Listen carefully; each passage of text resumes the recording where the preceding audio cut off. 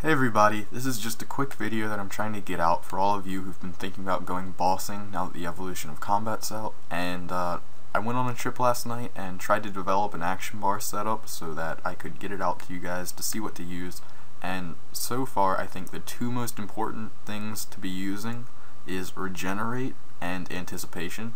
Use anticipation whenever you can during the kill because for 10 seconds it'll block 10% of the damage that you take, and will not block it, it'll reduce the damage by 10%, so if you got hit for a 600, you'd only really be hit for a 540, and that really does help out a lot. The regenerate ability is also another very good ability.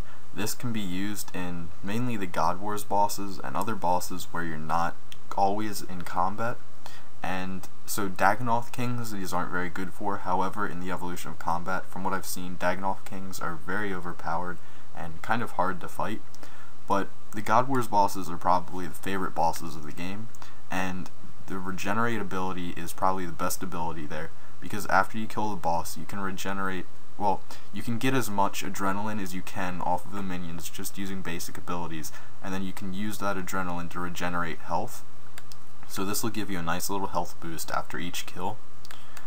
And then now we get into the actual attacking abilities. This is a melee setup that I have here, and so basically what you're going to want to do is customize your keybinds. For the 5th one, you might want to put that on like the Q key, and then the 6th one on the W, whatever you really want to do. Move it around however's comfortable for you with your own keyboard, because this will help out with being able to use things in quick succession. First of all, the slice basic ability is one of the go-to abilities of the melee style, and it just does a good bit of weapon damage, and you can use it a lot very quickly. Slow recharge time. The Havoc ability also has a really slow recharge time, and this is a very good ability. It'll instantly attack with both of your weapons. It goes with a downward slash, and it'll hit 100% of both weapons damage, and it doesn't sound like it's that amazing, but it actually is one of the best abilities so far that I've found, and it's only a basic ability. What makes it great is that you can use it so much.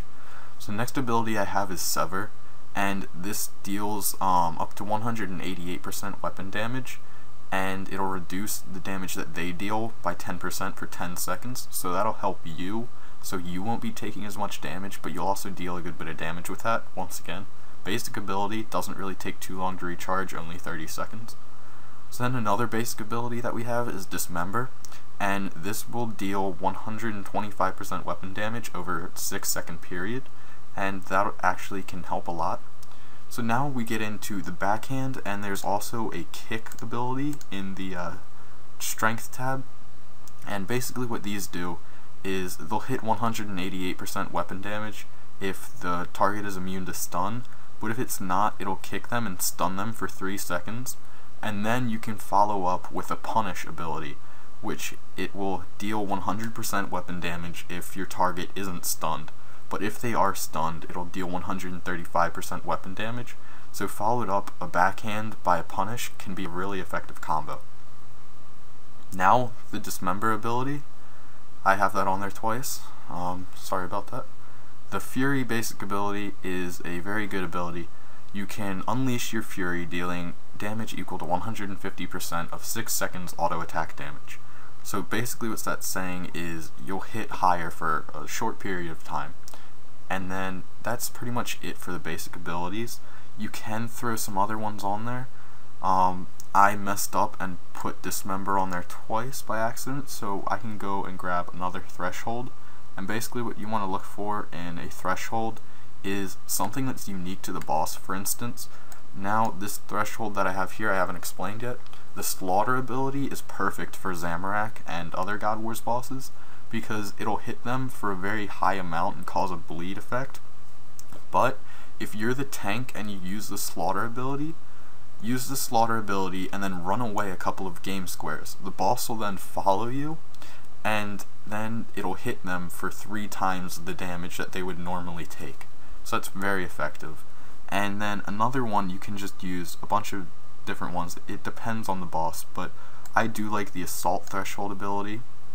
However, there are like other unique things. The thing about the evolution of combat is there aren't specific things that you have to be using for each situation. You can kind of mix things up a little bit.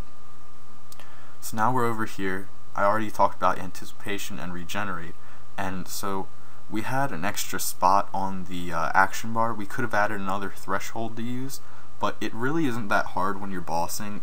You don't use thresholds that often, and if you do, you can just come over here, keep this window up, and just click. You're on your inventory doing whatever you're doing, using your abilities. You can just come over here and click on a threshold.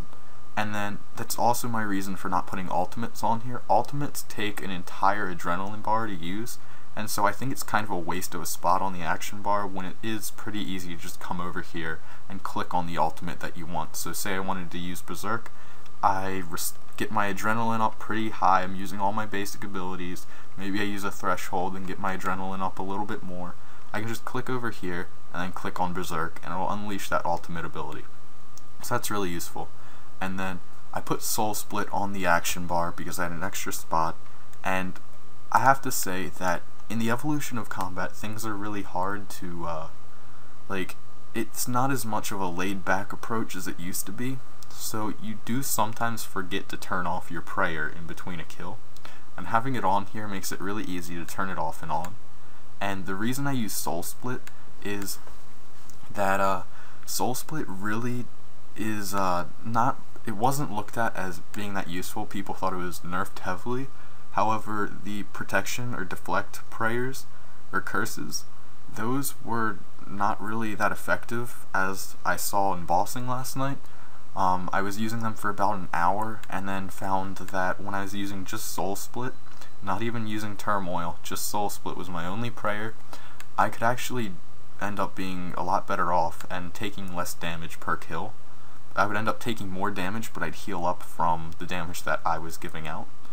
And another thing is prayer in the EOC drains a lot faster, so when you're choosing your armor, make sure that it has a prayer bonus to it. You really want a prayer bonus.